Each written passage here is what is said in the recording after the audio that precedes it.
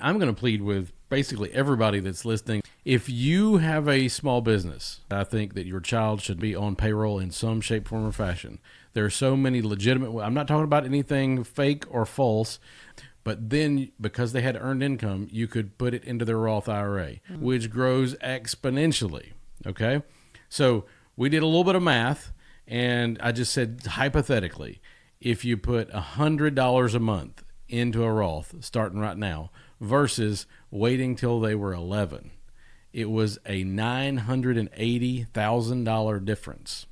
So get started now. If you have a side hustle, you have a business, figure out how to pay your kid to clean up, to do paperwork, to do something in your business, and start them a Roth IRA with that earned income.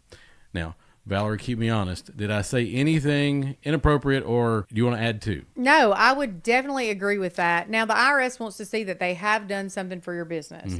So younger children, print ads, social media ads, actors in commercials, that sort of thing, because kids are getting paid to do that all over, everywhere. So when I was a kid working at my dad's grocery store, 10 years old, I could put cans of green beans on the shelf, Yeah.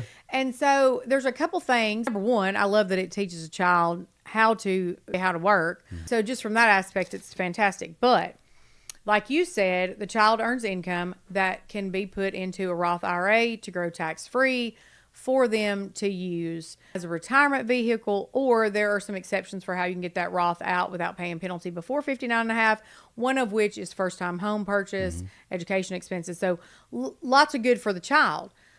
Also, the dad, the mom, they probably have a higher tax bracket than the child.